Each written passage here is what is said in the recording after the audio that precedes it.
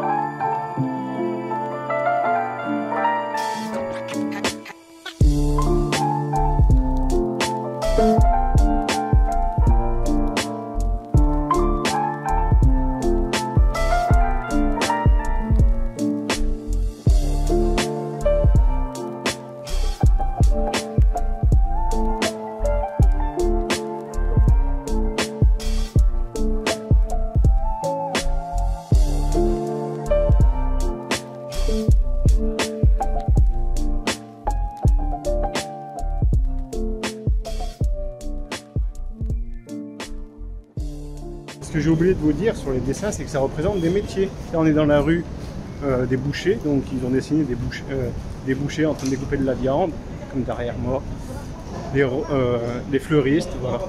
Chaque dessin représente un métier en fait dans les ruelles. Je viens de le comprendre.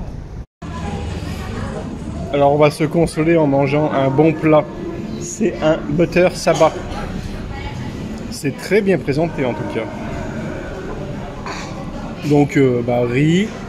Après il y a du poulet revenu avec une sauce au curry et au beurre. Ça a l'air d'être vraiment appétissant. Je me souhaite un agréable appétit.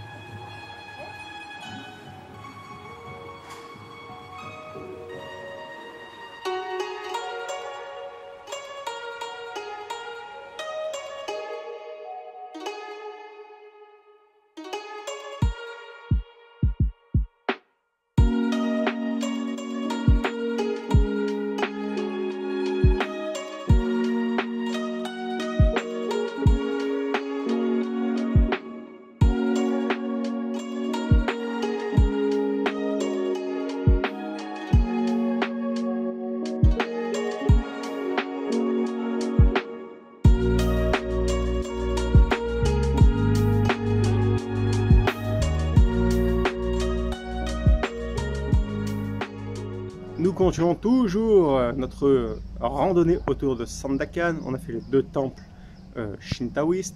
Et là, nous nous rendons à l'église Saint-Michel. Ce sera notre dernier point. Alors pendant une semaine, j'ai eu que de la pluie. Et là, c'est le début de la canicule. J'ai vu, je suis allé boire un coup tout à l'heure. J'ai vu dans le journal, c'était marqué en anglais, que c'était le début de la canicule à Bornéo. C'est comme ça, hein. C'est les climats tropicaux. Il fait très chaud et humide. Il faut boire, il faut boire, il faut boire, il faut boire. Comme disait Van Damme, il faut boire de l'eau.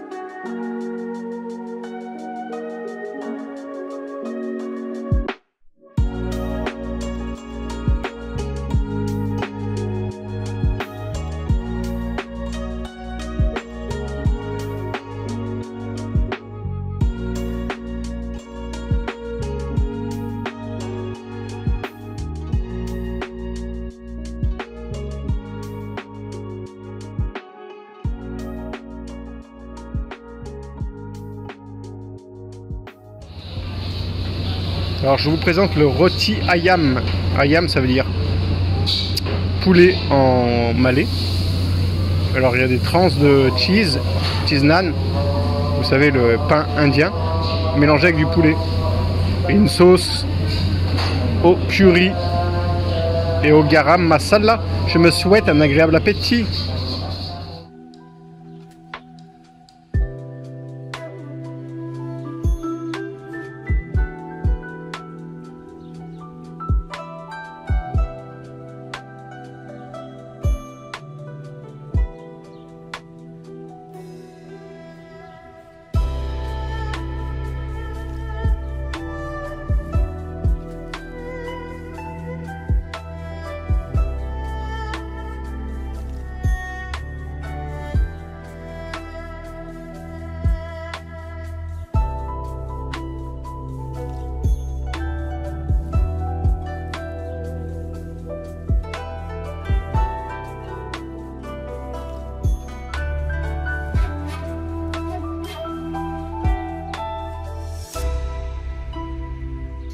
Salamat pagi, donc nous sommes à Sepilok, dans le centre de réhabilitation des orangs-outans.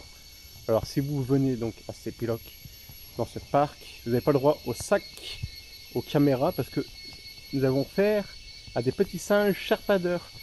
Donc c'est à vos risques et périls, hein. Tu peux venir quand même avec ta caméra, mais ils ont tendance à venir piquer tout ce qui traîne et qui pique. Donc voilà, je suis quand même content d'être ici. En fait, on est vraiment dans la jungle et il y a une passerelle et tu fais le tour et tu peux voir les orangs-outans. Et il faut attendre, je crois, 10h30 ou 11h, c'est le moment où ils les nourrissent. Ils les nourrissent 2 fois dans la journée. Donc là, c'est à peu près 9h, 9h30. On va attendre jusqu'à 10h ou 11h, je sais plus, ce qu'on m'a dit. C'est le moment où ils se nourrissent. Et juste à côté, il y a une réserve où il y a des ours au collier blanc. Et un peu plus loin, je crois qu'aussi il y a des singes tarsiers. Je mettrai une photo de ce que c'est le singe tarsier. C'est les petits singes tout petits avec des gros yeux globuleux. Voilà, je suis quand même content d'être ici. Allez, maintenant c'est les vidéos. Je suis en fait dans la nurserie. Ils sont en train de les nourrir, c'est des bébés qui soignent.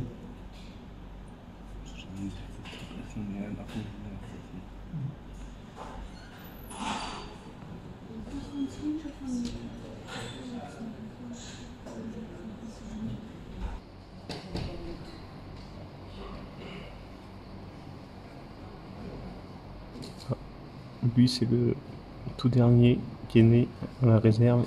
Le bébé il s'appelle Luffy, comme dans One Piece.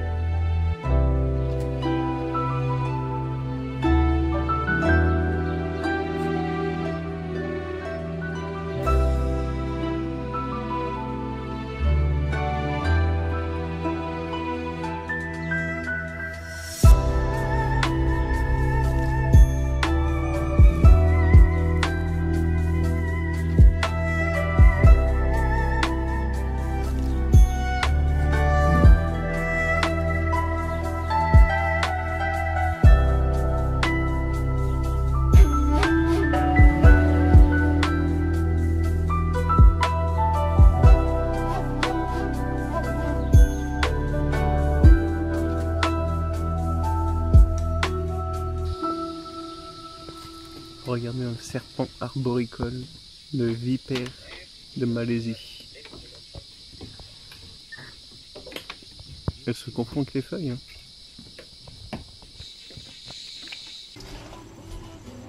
Voilà ce qui arrive si tu le laisses, ce qui arrive avec ton sac. Vous avez 2 écoles, ceux qui vont penser que c'est vraiment un attrape-touriste et les autres qui vont trouver que ce centre de réhabilitation c'est plutôt une bonne chose. Alors moi je penche pour l'option B. Je trouve que c'est quand même plutôt une bonne chose parce qu'on est quand même plus ou moins en train de faire disparaître leur habitat naturel. Et heureusement qu'il y a encore des centres comme ça qui existent. Je m'attendais vraiment à un mode zoo, tu vois, mais comme on est dans une réserve naturelle au milieu de la jungle, j'ai trouvé ça plutôt cool.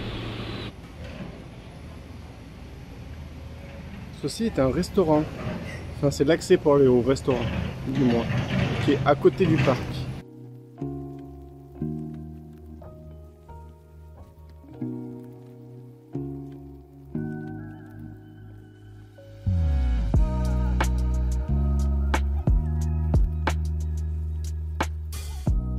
C'est une journée qui s'achève à Sépiloc. Vous avez deux possibilités si vous voulez aller au parc de Sépiloc. Soit vous séjournez autour du parc, il y a plein de lodges, restaurants, d'hôtels, ou soit à Sandakan, qui se situe à peu près à 30 km. Depuis Sandakan, il y a deux navettes. Alors, une à 9 h et l'autre à 10 h 30, et les retours se font à 4 h. Et donc, pendant tout ce laps de temps, vous avez 5 parcs autour. Donc, il y a les ours, les singes tarsiers, un jardin botanique, la réserve d'orang-outan et des oiseaux. Et chaque parc vous coûte à peu près 50 ringgit, donc ça fait à peu près 10 €. Donc ça vous fait une bonne journée à 50 €. Donc ce matin j'y suis allé manger au restaurant et je suis revenu cet après-midi pour me rebalader dans la réserve d'orang-outan car le billet est valable toute la journée, c'est ce qui est bien. Moi je vous dis à demain pour une nouvelle ville et de nouvelles vidéos. Allez, n'oublie pas, abonne-toi.